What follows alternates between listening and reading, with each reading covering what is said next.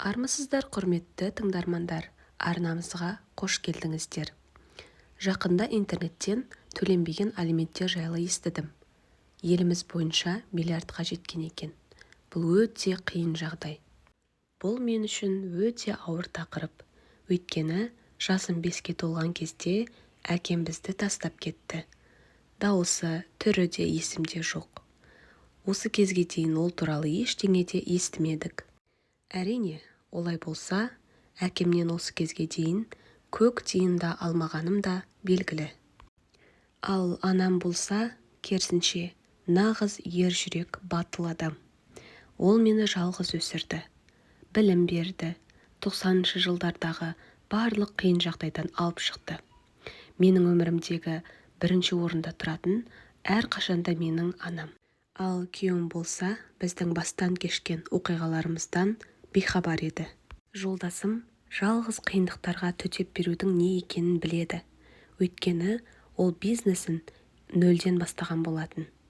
Мен 20 жыл бұрын жап-жас қыз болып, күйеуімнің фирмасына орналасқан едім. Және де сол жақта мәңгі қалдым. Енді күйеуімнің бизнесі біздің ортақ отбасылық бизнесіміз. Анам болса, жұмыс істемесе де болады. Қайнатам мен қайненем де пенсиядағы жандар.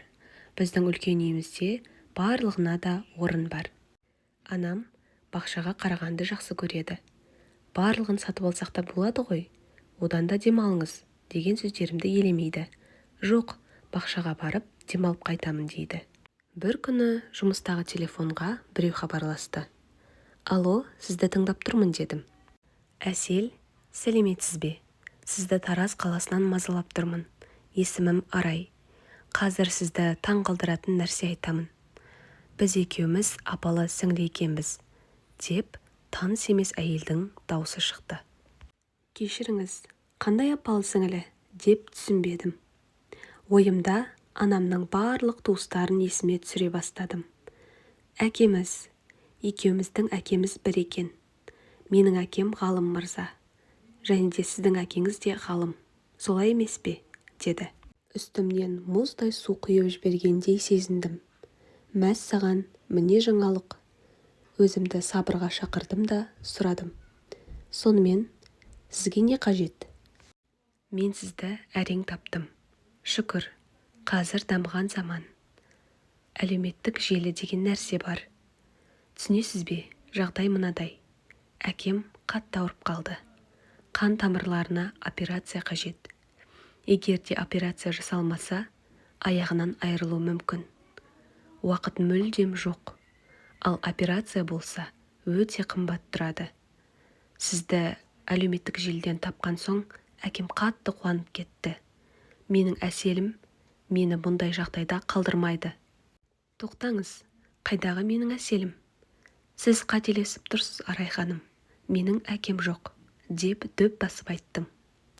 Тоқтаңыз, алайда әкем айтты ғой. Сіз менің әпкемсіз деп айтты.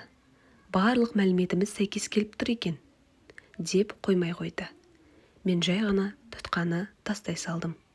Менің әкем өмірімнен дәл осылай қайта шығады деп ойламадым. Оның үстіне дәл осындай жағдаймен. Анама айтсам бекен, айтпасам бекен деп ұзақ ойланып, айтуды жөн санадым. Анашым, қалайша дәті барады? Осынша жылдан соң қызын бізден ақша сұратуға жібергенініз, тіпті өзі бізге хабарласа да алмаған ғой, деп ашуландым. Ой, Әсел, бұл өте қиын жағдай. Егер де ол шынымен де өлім аузында жатқан болса ше? Жақсы болыпты. Бізден аяп бізге бермеген ақшасын жинаған шығар. Сол ақшасына операциясын жасатсын. Анашым, сені мүлдем түсіне алмадым. Осынша бізге істеген иттігінен кейін оны қалай аяйсың? Қызым, бұл дұрыс емес. Бұл адамгершілікке жатпайды, деді анам.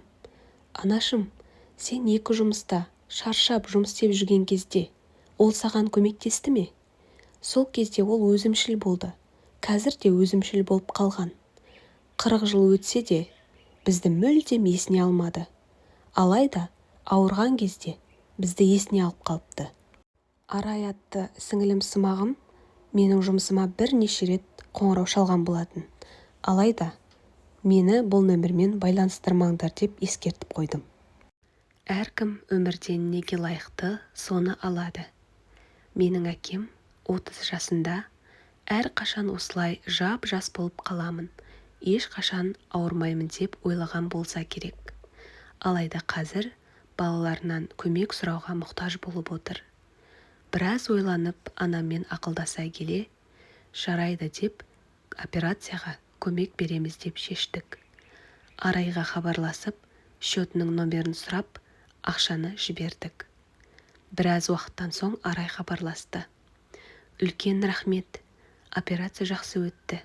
Барлығы да сенің арқаңда, деп алғысын жаудырды. Алайда мен, жақсы, тез жазылып кетсін.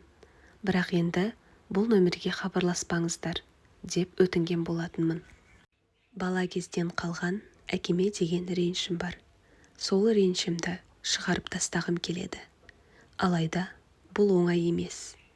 Бұл ұзақ уақытты талап етеді. Бәлкім уақыты келер, әкеммен кездесіп, ішімдегінің бәрін айтып, бізді неге тастап кеткенін сұрап, ренішімді жібере алармын. Алайда қазір емес. Құрметті тыңдармандар, әңгімеміз аяқталды. Әңгімеміз орыс тілді сайттан қазақ тіліне аударылған. Каналға жазылуды ұмытпаңыздар. Қош, сау болыңыздар.